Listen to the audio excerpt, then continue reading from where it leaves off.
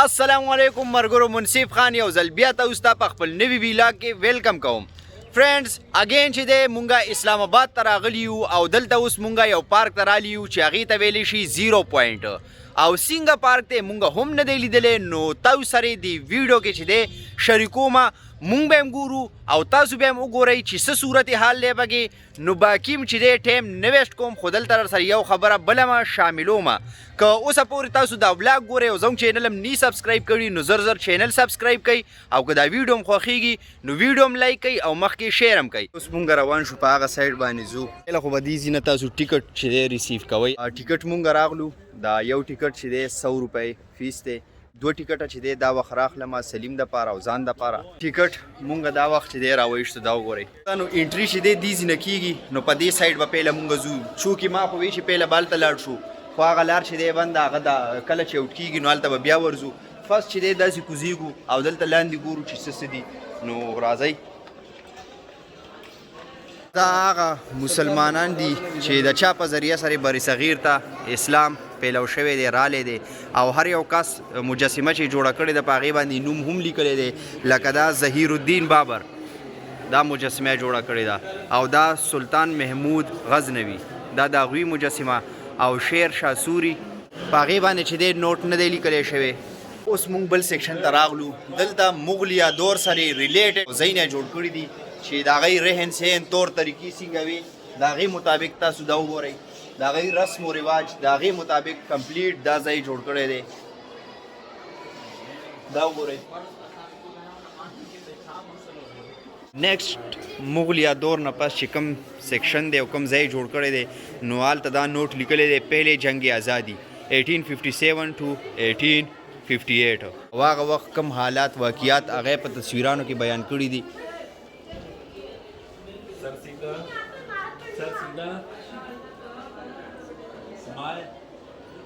علامه اقبال کم چې زموږ قومي شاعر و د هغوی کوټ دغه کمیس دا د هغوی په زیر استعمال کې چې کوم شیزونه هغه دلته کې پراته دي او په دې سایډ باندې وګورئ دی بوټانو دا پکې دا کرسۍ دا ریل کې چې هغوی کوم استعمال کې راوستي دي او په دې سایډ باندې کتابونه خو خپل رایټنګ یې دلته چې دی موجود دی دا وګورئ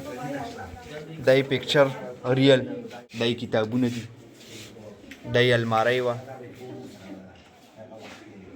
دا د مزار ډیزاین وګورئ دلته کې ایښودی دی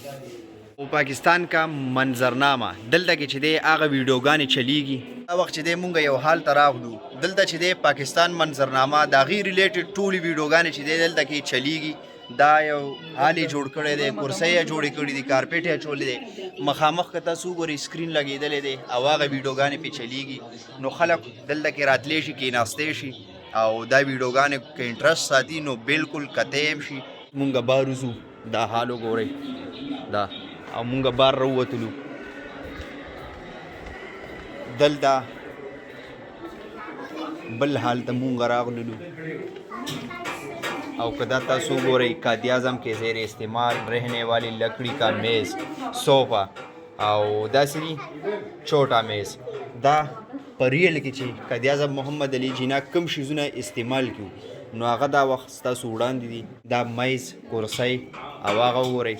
ټیلیفون کتابونه څه پکچرې لګېدلي دي دلته کې دا دوه ګاډي مخامخ تاسو وینئ دا چې دی قائد اعظم محمد علي جناح کم ګاډي زیر استعمال و هغه دي لاندې هم یو ماډل ولاړ او دوه دا دي او دا ګاډی هم چې دی قائد اعظم محمد علي جناح زیر استعمال او دې سره دلته کې مکمل نوټ لیکلی دی ګاډي کم ماډل او کم ګاډی نو هر څه چې دی مکمل ډیټیل دې سره دلته کې موجود دی دا وګورئ د میوزیم چې کوم لاست سیکشن و هغې ته مونږ انټر شولو او دلته کې څه دي دا هر یو کس چې دی پاکستان ازادۍ کې او پاکستان دپاره یې قربانیانې ورکړي دي د هغوی مجسمې چې دی دلته کې لګېدلي دي جوړې کړي دي او ورسره یې د هغوی ریلیټډ معلومات هم دلته کې موجود دي په نمبر تاسو وګورئ دا لیاقت علي خان چودھری رحمت علي حکیم اجمل خان او قاضي محمد عیسی دا وګورئ او دا فاطمه جناح قائد اعظم محمد علي جناح علامه محمد اقبال دې خوا چې دی پکچر هم جوړې شوي دي پینټینګ او دې خوا چې دی دا ډیزاین تاسو وګورئ یو خو پکې قائد اعظم محمد علي جناح او لیاقت علي خان دواړه په دې کې ناست دي دې سایډ نه چې دی سم نه ښکاري بل سایډ ته ځم دا وګورئ دا لیاقت علي خان او قائد اعظم محمد علي جناح چې دی دواړه په دې کې ناست دي او دا ډیزاین دلته کې پروت دی ټول نوادرات چې دی هغه مونږ تاسو ته وښودله ډېره زیاته مزه یې وکړه مونږ خو ډېر زیات انجوی کړو اوس چې دی مونږ د میوزیم نه بهر وځو دوباره میوزیم بار نه چې کوم ویو دی هغه هم تاسو وګورئ